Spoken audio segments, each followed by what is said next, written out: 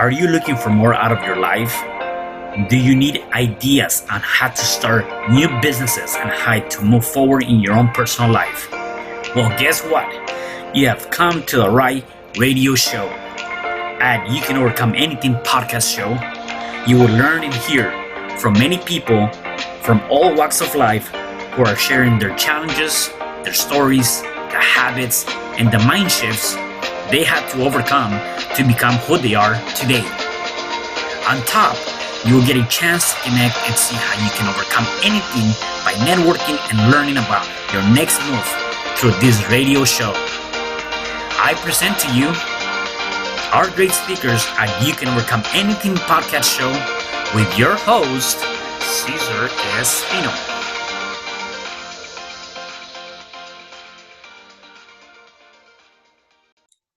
Hey, welcome back. It is your friend Cesar Espino. You can find me at www.cesarrespino. And welcome to another episode of You Can Overcome Anything podcast show.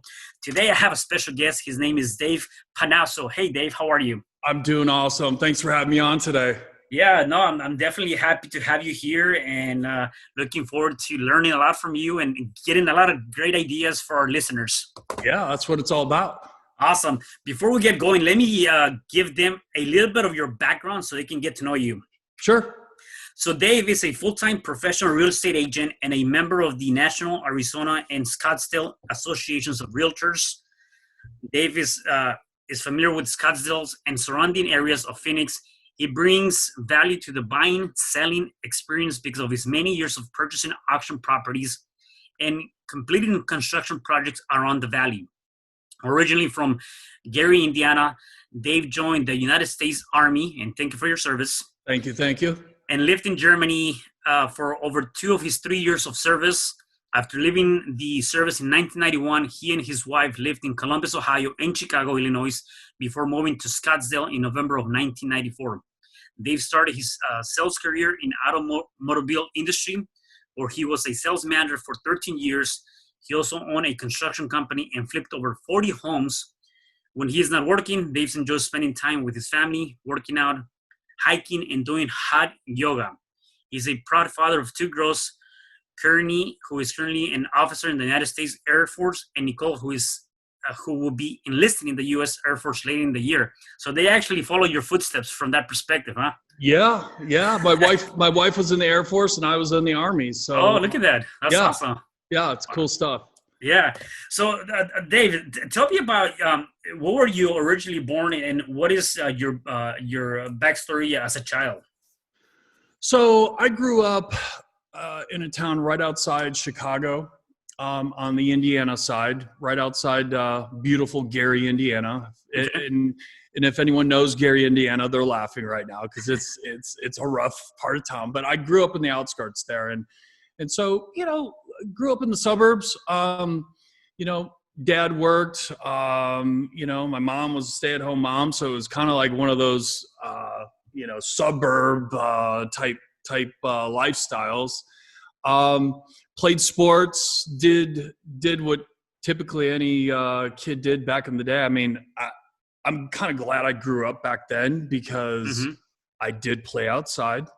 I didn't wear a helmet on my bicycle and did stupid stuff as a kid would. And I'm kind of glad that, I experienced that because having children of my own and just seeing how kids are nowadays, I don't know, it's a different deal. You know what I mean? It's a different lifestyle. So I'm very, very thankful that I grew up during that generation.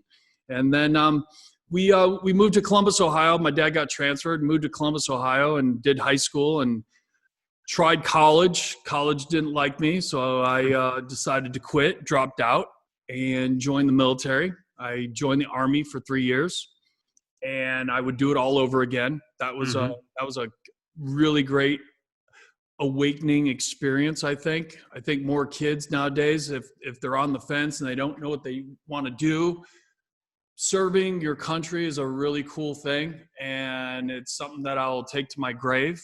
And I really, really enjoyed that experience because I grew up from a child to an adult and learned what responsibility was, learned what it was to take orders from someone, all these people skills that a lot of younger kids don't experience until either later on in life or just never experience. And so that kind of gave me the groundwork for, years later to come, not knowing it, okay, at the time. Right. Yeah. But yeah, that was awesome. That was awesome. Like I said, I would do it all over again. And I met my wife. I was stationed in Germany, met my wife. One thing led to another, and we ended up getting married. She still had a year left in the service. And so we ended up in Great Falls, Montana. That's where we had our first daughter. And then after that, we decided that the military life is definitely not our deal. There was more that we wanted. And I think for me, it was, I'm not a in the box type of guy. I'm an outside the box. And so the military keeps you inside the box. And not that I was a rebel or disrespectful. I knew that I wanted more. And so we decided to get out, and we got out, moved to Columbus, Ohio for a couple of years. Our first sales job was selling pictures. Now this is going to outdate me to your audience. If there's any, what do you mean pictures? What is that? Don't you just take it on your cell phone? Yeah. So back then, what would happen is you'd walk in the grocery store, and I would say, "Hey, I'd like to give you one. It's a free 10 by 13 portrait of you and the family. You can have up to 13 people, and it's only $5. And then what they would do is sign up. They would come back 2 weeks later. The photographer would take the pictures. Then 2 weeks later, now take in mind, they would have to send the film off to get developed.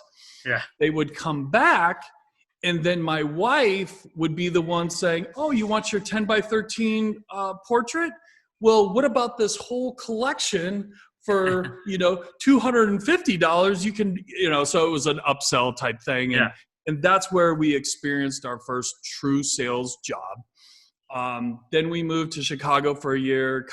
We were kind of like free-spirited, but yet we had a child, and we were just looking for something, and we weren't getting it in the Midwest. And I had always wanted to go out West. I thought for sure I would end up out in California. We ended up in Phoenix and raised our family, had a second daughter, and haven't looked back since. So Phoenix is home. I love it out here. It's definitely beautiful out there. Again, except for the weather, it can be pretty hot, but other than that, I think it's hot. But 8 months out of the year, we're good to go. No, that's awesome. So let me ask you, growing up, were there any major obstacles that you felt like you were hitting rock bottom, or maybe hitting this wall that you had to overcome? Or you would say that for the most part, it was pretty easy ride for you from that perspective? I would say easy ride. I would say the typical teenager stupid stuff and whatnot. For me, I'm 52 years old, and I got sober when I was 38. Okay. So, after that first drink that I had as a freshman in high school, it was game on. Okay. And, I experimented, but then I got good at it. So it was a problem. And, looking back and connecting the dots, I can see where, I had a problem. I was one of those guys that just have the lucky gene, and I can look back and see, I was never really good at it, and I shouldn't have, done it. And, one thing led to another, and, smoking weed and trying other drugs and things like that. So, once again, fast forward, I got sober when I was 38. So it was a problem, and I corrected it and got sober at age 38. Yeah. Let me ask you something, because I think a lot of people might go through something to that, or they don't see it, at the conscious level. And maybe the fact that you've already been sober for quite some time, there's a reflection on that. What do you think in your case, or that led you to maybe trying, the weed and some of the drugs and, drinking? What was it that kind of pulled you towards that? Was there anything specific that was kind of pulling you towards that, or you just wanted to try it? just wanted to feel good. Got it. It wasn't like, I didn't have any like childhood traumatic, crazy stuff like, abuse or anything like that. It's just, I had the party gene, that's really what it was. And I didn't know how to stop. And, once you start refueling that, you can't stop because you don't know any better. And that's really what it was, because listen, when I got sober, I heard all the stories of different scenarios, and, I'm looking around and hearing everyone's story. I'm like, you're like, mine is not that bad. I'm like, I didn't lose anything. I didn't kill anyone. You know what I mean? Like all these horrible, horrific things or terrible stories of childhood, where they had abusive parents and, the dad was an alcoholic, all that craziness. Like I didn't have any of that. So I was kind of like, am I a pussy? Like, can I just not handle my shit? I didn't know. But once again, it addiction gets everybody. It means no. You can cross the line. It doesn't matter if you're black or white or purple or addiction is addiction. And so once again, I learned from all that. And and addiction, and that kind of addiction can come in different levels too. Like, again, even if you're doing it just to party and have a good time, it can probably overtake a lot of good possibilities of opportunities, right? Were there any big lessons that you think you missed out or not lessons, sorry, opportunities that you missed out because of just having too much partying? And number one, and then the second to that is, were there any lessons that came out of that? Well, I think number one, I never truly had like a real, mentor, so to speak. Mentoring and coaches nowadays, it's like, okay, scroll through your phone. Part of it. Everybody's a coach and a mentor, okay? Yeah. And, you look back 20, 30 years ago to say you had a mentor or a coach, people would be like, what's wrong with you?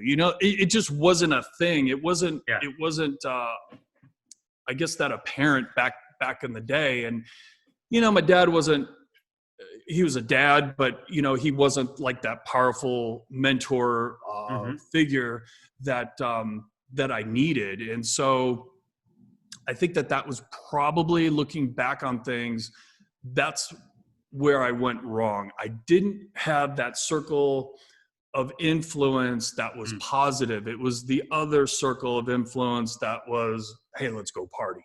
Okay. Gotcha. There's two roads there, you can go down the right road or go down the wrong road. And I feel that, I went down the wrong road, obviously. And looking back, if I would have had that circle of friends of influence that were more in the positive direction, that would have definitely been a game changer for me. But then again, I was under the influence, so maybe it wouldn't have mattered. Maybe I did have some opportunities and stuff that came up, but I looked at them as, well, they don't really party or have fun. Like, why would I want to hang out around them? So yeah. Now, and I think a lot of times too, part of that is also perhaps feeling like that acceptance of being part of a community or of a group, or you find things that are in common, right? Whatever it is, whether it's good or bad, you find that in common, and then therefore you want to be part of that, and you end up being in that place, right? So I can see that also as being part of the things that we go through as we're growing up in life, right? Oh, absolutely. Well, once again, I see these younger 20-some-year-olds that are just, they're really focused and dialed in, and they have a good circle of influence and stuff. And I'm going, wow, that is so awesome for me to see, because I was a complete opposite. It was like, where's the party? Where are we going tonight? And these guys are like, well, how can I grow? How can I grow my business? It's night and day difference. Right. No, yeah, definitely. Now talk about your sales, your real first sales job, selling the pictures. What were some of the bigger lessons that you took away from that, getting into that kind of a business?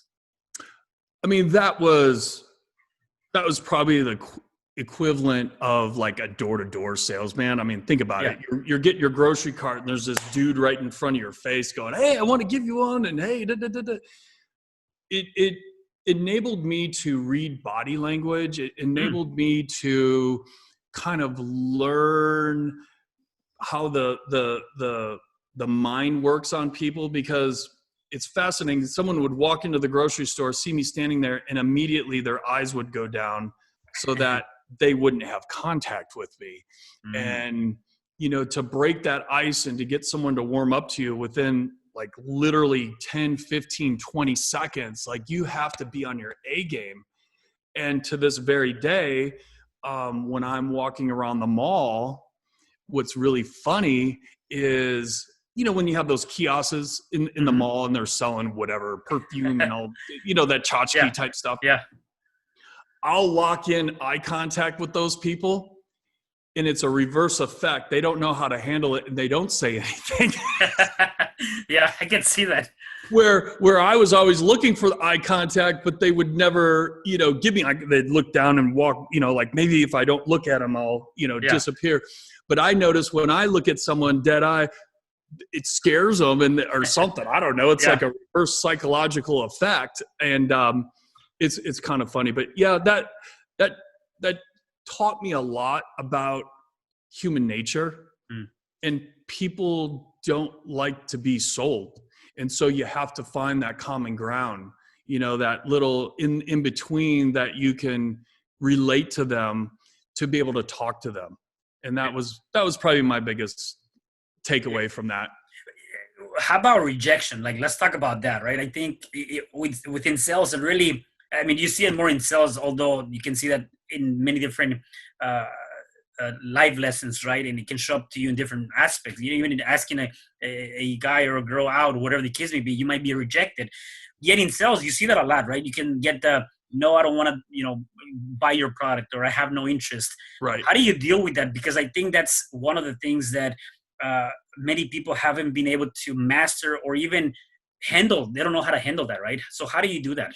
I mean, hearing no, it's numbing to me now. Like, it doesn't bother me. At the beginning, I think in sales, because I, going from doing the picture thing to, then I got into the car business, which is also the last of the gladiators, hand to hand, sales, that basically there's something holding them back from saying yes. And it's our job to figure what that is and then to overcome it. And hearing no is just one step closer to a yes. And I noticed that sometimes when, we are mentoring agents in our industry and they get a no, these people get so deflated because someone says no, and it's almost like they want to give up. It's like, well, that's just the beginning.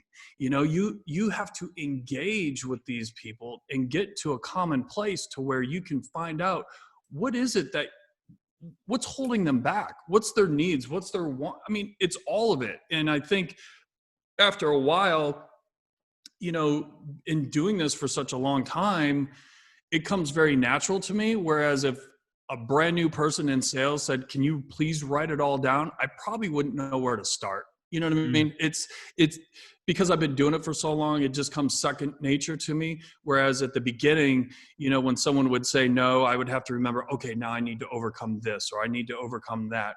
Where now it's just a natural progression in a conversation that just keeps rolling. And I think that's the biggest thing with people that are just getting into sales and starting that. You need to educate yourself. Okay. You might be slick and smooth talker, but if you don't know how to talk to someone at this day and age, because listen, most consumers out there already know what they want. They have the power of the cell phone. They can buy and shop anything they want.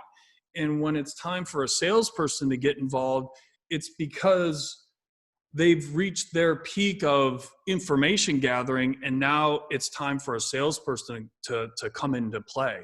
And I think that's where, it's not just a lay down. It's not just a gimme. You have to go the distance to make sure that person knows what they want and how to overcome it.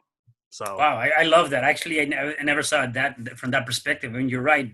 By the time you get that person, they've already gathered all the information or as much available data, and now it's just a matter of you doing and finalizing that transaction per se, or however you want to put it, but differentiating yourself and being able to be likable so that they can actually do the business with you, right?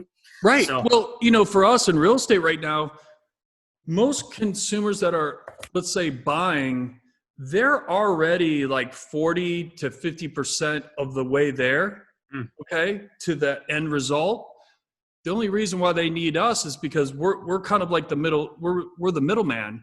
And so if someone's already mentally 40 to 50% down the way, okay, in the sales process, and you go back to the beginning, they're going to be like, who's this Jamoke? mm, Like he doesn't get me. So you almost have to pick up right where they've left off to where they're kind of at a standstill and then move the sale forward.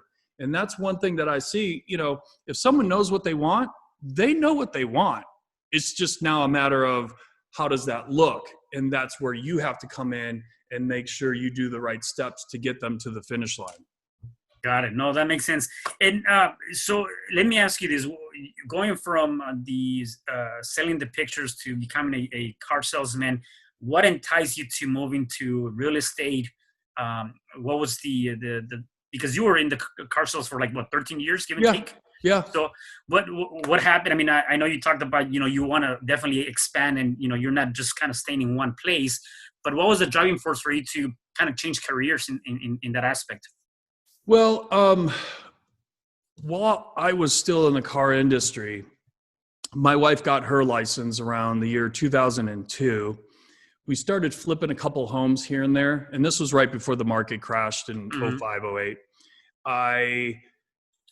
I liked the allure of real estate, but I didn't want to have a license. And my wife was always like, well, you'd be great at it. I'm like, no, I'm fine.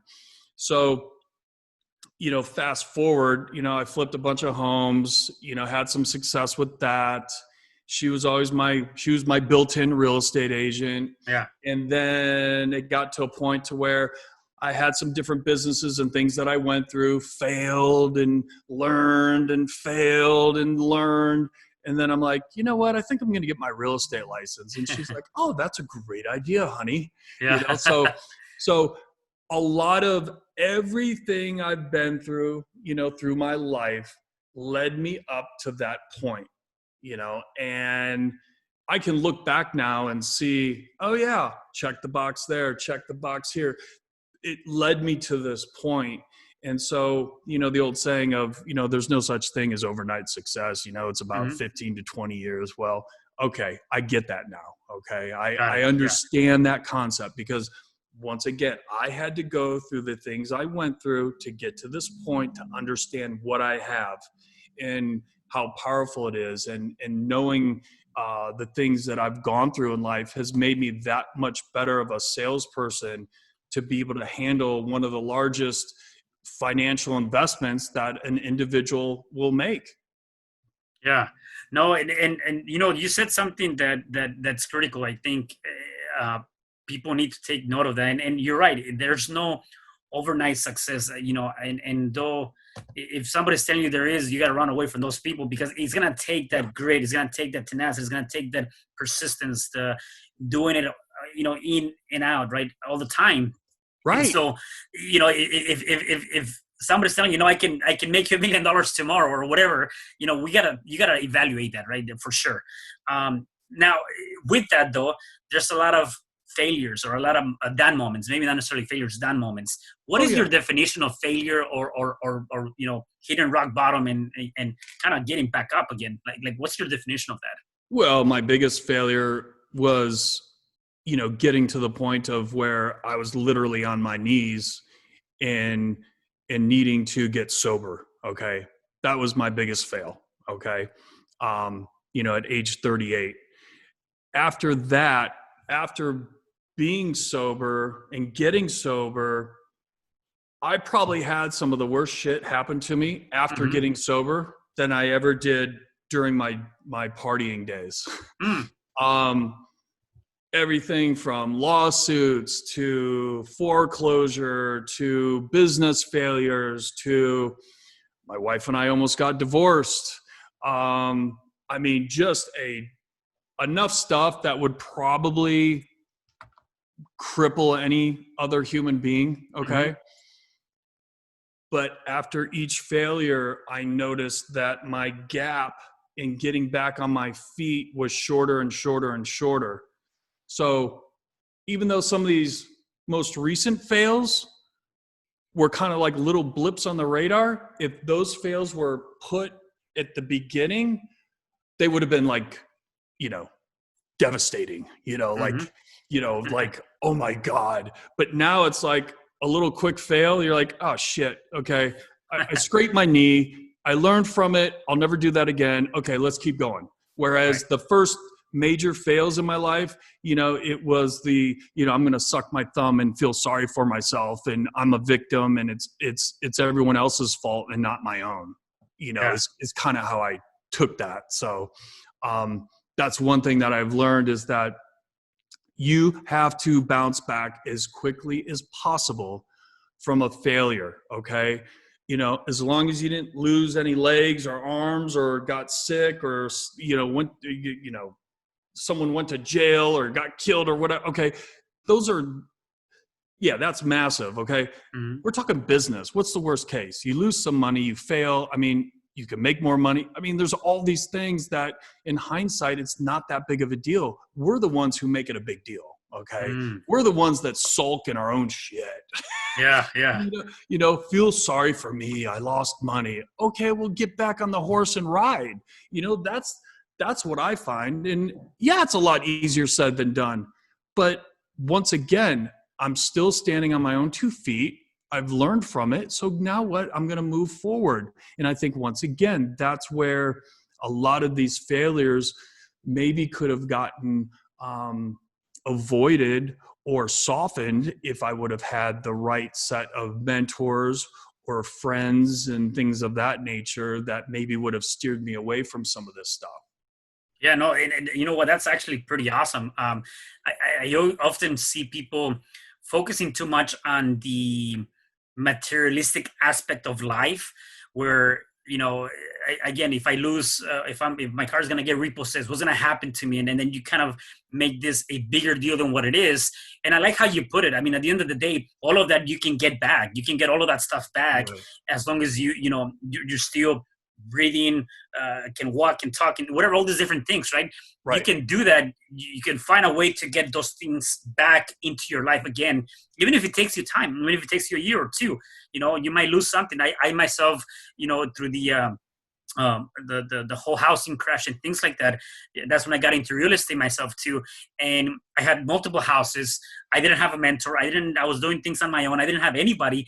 And I learned the hard way by losing all of that, foreclosing my properties, short selling on some of the properties, having a 10-year bad credit.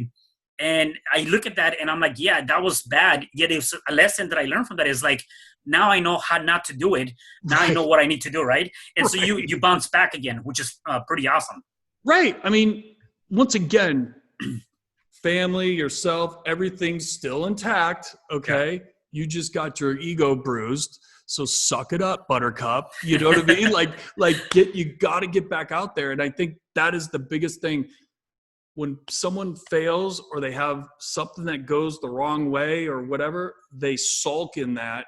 And I feel that's bad, because listen, I sulked in it. Trust me. Yeah. My wife and I both, we sulked in it. We thought it was the end of the world. And, you look back on that, you're like, well, that was pretty stupid. That was like, I just wasted a lot of time, sulking. Yeah. Yeah. Well, definitely. Let me ask you, what, if you were to give me like 3 to 5 lessons, your biggest lessons in life, up to date, what are some of those life lessons that you've gone through? 3 to 5 lessons. I think first is being comfortable with who you are. Okay. You are a unique individual. I will never be like you, and you will never be like me. We might have some characteristics and stuff that we share, but at the end of the day, you really have to be secure with who you are. And I think as being, younger, you're always trying to be with the cool kids or act like the cool kids. And, I grew up with no social media. So I can't imagine, being a teenager and flipping through and being like, oh, I want to be like him. And I want, you know what I mean? Because it's a mirage as far as what you see, with social media. And I think for me, I just got to a point where I'm like, you know what? If you're either going to love me or you're going to hate me, I'm okay with that. I don't need to be everyone's friend. And I'm okay. And I think that right there is probably the most refreshing piece of it. Okay. Second would be definitely getting a mentor. Okay. It's okay to have a couple mentors if you want. I mean, it depends. You could have a mentor for your marriage. You could have a mentor for your physical training, working out. You could have a mentor for business. I mean, it's okay to have an alliance of strong people that can help guide you through things that maybe they've already been through it. Third would be, making sure your family and your marriage is super strong, because once again, nothing's easy. Okay. I've been married almost 30 years. And it's not like, it's not like a honeymoon. Okay. I mean, we went through some shit. We've been through some great stuff, some worse stuff. And, that's an experience all by itself in making sure how to communicate and how to share feelings and how to, tackle certain things. And if you don't have the tools for that, then how are you going to make it through in life? So, I mean, those would probably be the top three things. Yeah. No, that's awesome. There's something that you said here that I really like. You said that never give up and stop listening to that BS in your mind while you cannot do something. Can you elaborate more on that? I mean, you can lie to yourself and believe it. Yeah. You can buy into your own bullshit. Okay. Yeah. I mean, seriously, like, if you're like, a bad situation and, you're trying to make some money and you're sitting on the couch going, man, it's going to happen. I just, I'm deserving, and you're sitting on the couch playing video games and you're not doing anything. Like, you can get yourself in a bad funk. Okay. You can really, really get yourself, jacked up in the head to a point to where you're almost frozen, but you're believing your own BS. Okay. And I think that's where you have to really be careful and not spin up some fantasy land in your head of why you are deserving or why you're a victim. I think you need to roll up your sleeves, have a plan, because if you don't have a plan in writing, then it's all up here. And if it's all up here, it's going to get misconstrued. It's going to get all screwed up. Okay. And then you start lying to yourself of why you're not. The reason why people don't put things on paper is because when you put the pen to paper and you start writing out your plan, you're scared on whether or not you're going to be able to follow that plan and fail. So you start to fall back on the failure thing. Well, I'm scared to fail. Well, if I commit to that, then what's going to happen? It's like, I want to make $1 million this year. Well, maybe I should back it down a little bit. What if I don't hit that? Well, maybe I'll back it down a little more. Okay. Well, I'm going to make 200 grand this year. Well, why are you going to play it safe? And once again, it's because people are scared to fail. And I think you really, really need to overcome that piece of it. Yeah, no, definitely. If you were to give any advice to the younger generation, right, of things that they can do, maybe they're trying to get into entrepreneurship, what would be your best advice to them to follow that journey? And especially, a lot of times, even now, people say, well, I don't have the means, I don't have the money, I don't have the resources to kind of get on that journey. What would be your advice? Well, I think number one, you have to be the best, okay, at what you do. If you have to be the best in your personal life, you have to be the best in your relationship life, you have to be the best across the board. And what I mean by that is this. If you're a janitor and you're just kind of moping around and you're just kind of like doing your thing and you're like being kind of half-ass, but you have this big, huge vision of owning your own whatever, okay? Why wouldn't you be the best on that job? Because when you become an entrepreneur or a business owner or whatever it may be, you have to be on 110% all the time. So my thing is, if you have a job, be the fucking best. Why are you going to half step? Okay. Because once you're out here in this real world and there's no safety net and there's no hourly, there's no salary, there's no nothing, and it's just you, that's where you're going to have an awakening. And that's where you're going to end up failing. You know, if you want to be the best, then what does it take to make your bed in the morning? To make your bed perfect, to make sure your house or your apartment is perfect, clean. Why would you have a stack of bowls and dishes in your sink, okay, and think you're going to be awesome as a business owner? Like, there's little things that you can do to make yourself the best and be the best at all of it.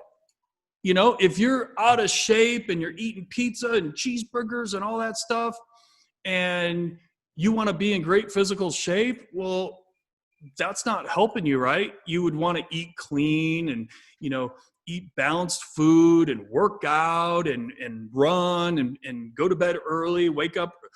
So why would you then be able to be an awesome entrepreneur if you can't do these little things that are free?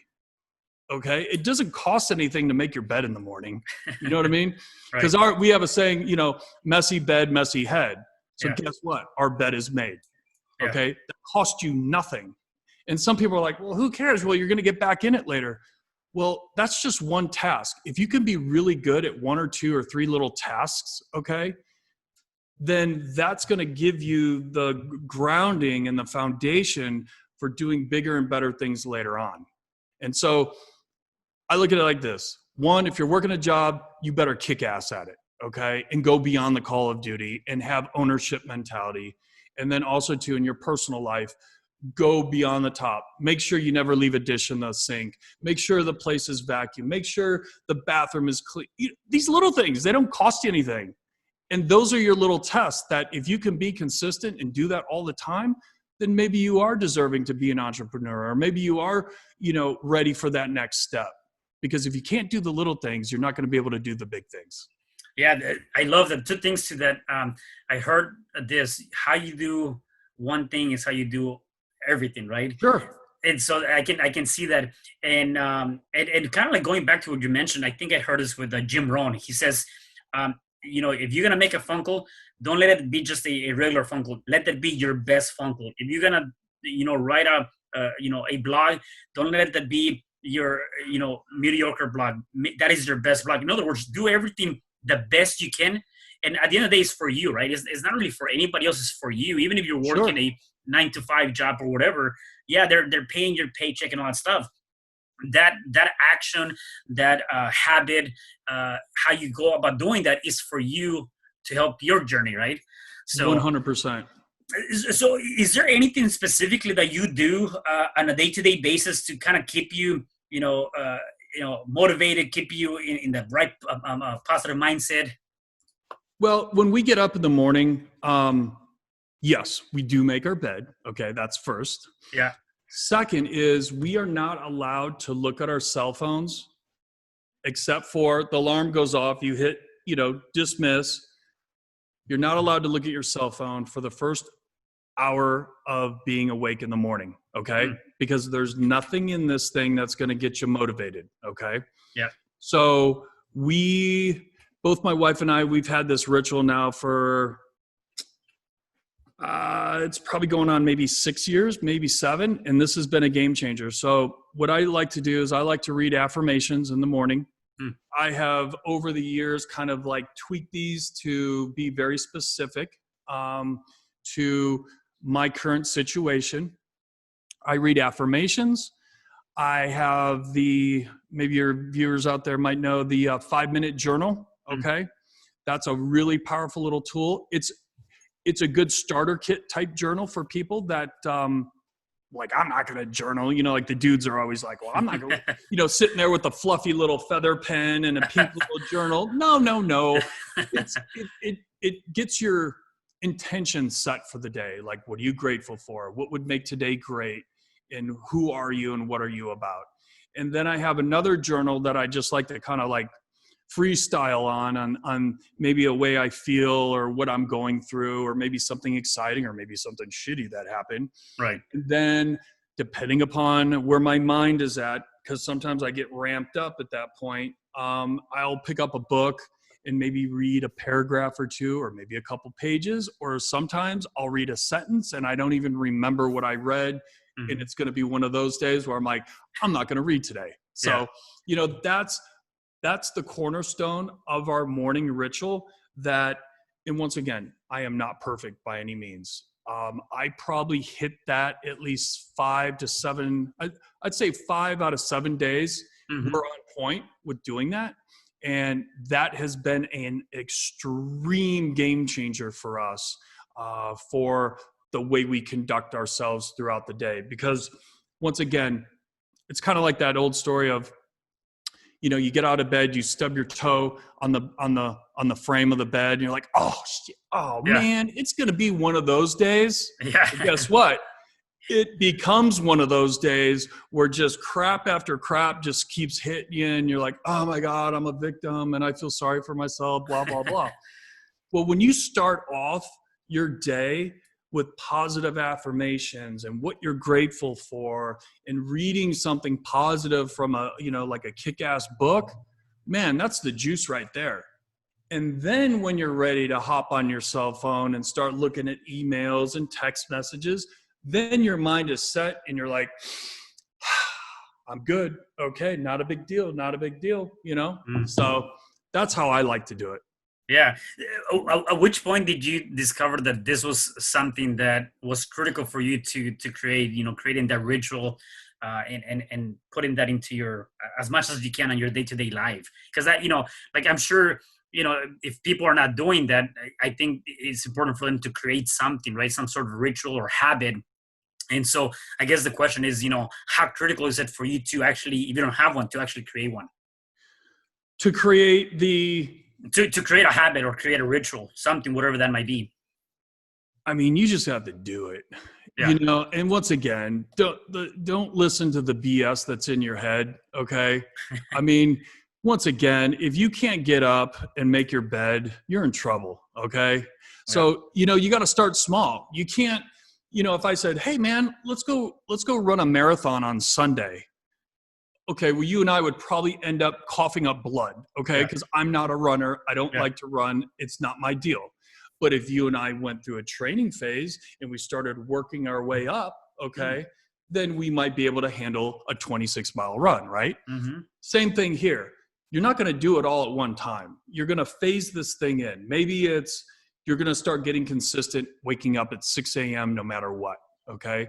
And then you start to phase in, okay, well, I'm making my bed as soon as I get up.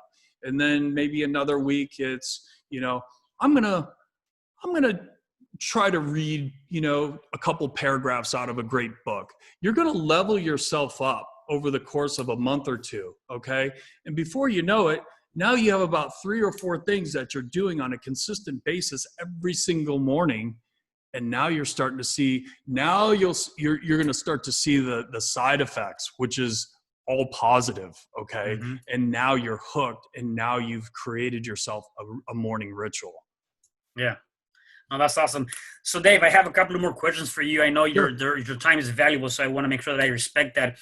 Number one, what would be one thing you can tell our listeners and viewers that they can do now if they wanted to overcome something in their life?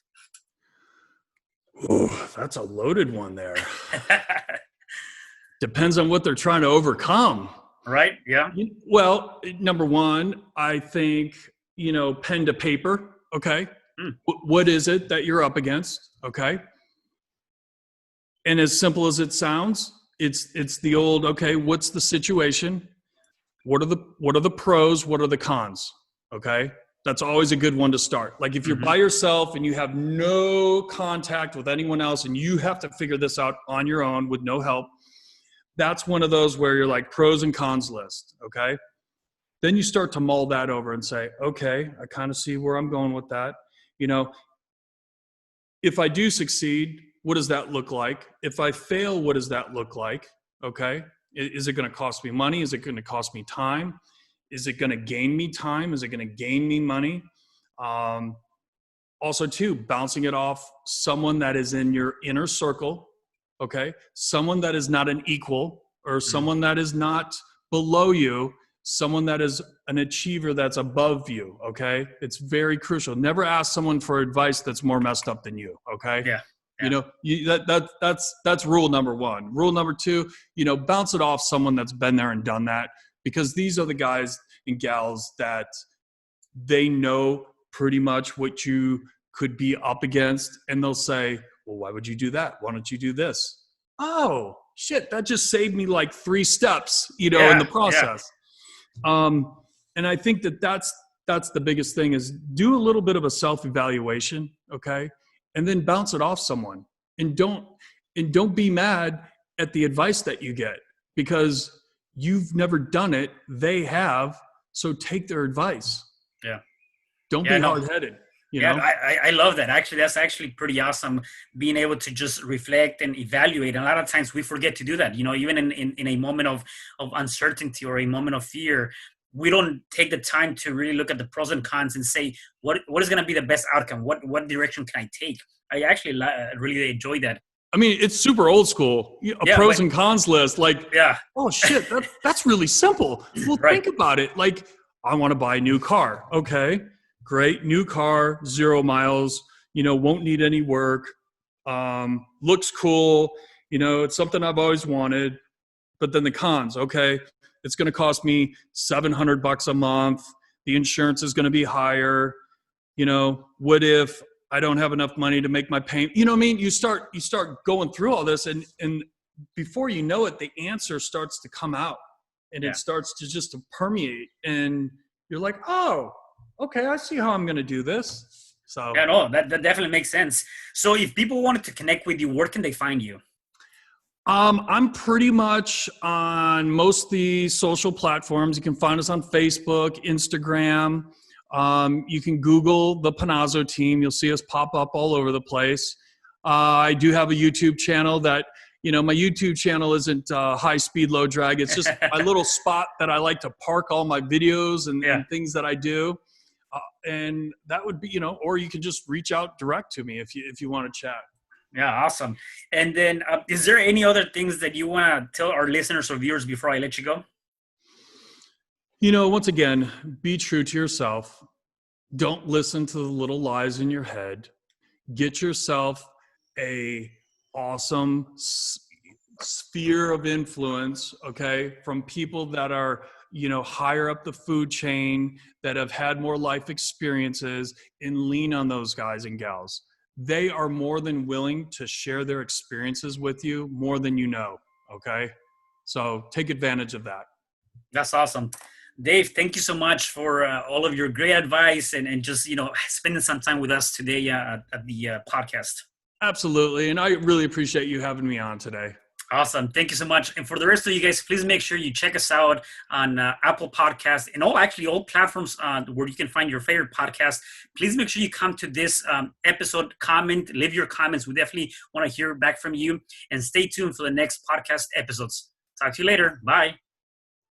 Hi, I'm Cesar Espino, real estate investor, business coach, and consultant, and author of the book, You Can Overcome Anything, Even When the World Says No. My number is 424-501-6046. In my book, I talk about making the necessary changes to shift your mind for prosperity and certainty. Pick up your copy at Amazon. I also love helping families with their real estate and can purchase your house fast and all cash. Follow me on Instagram, Facebook, and LinkedIn. My number is 424-501-6046. Thank you for having me today. I am so glad you tuned in to this podcast. You can find me at Spreaker.com, where you can like and subscribe. And to learn more about myself and my services, you can find me at www.cesarrespino.com, or you can also find me at Facebook under Cesar R. Espino. Once again, Thanks for joining me. I am looking forward to having you at the next episode, and know that you truly can overcome anything.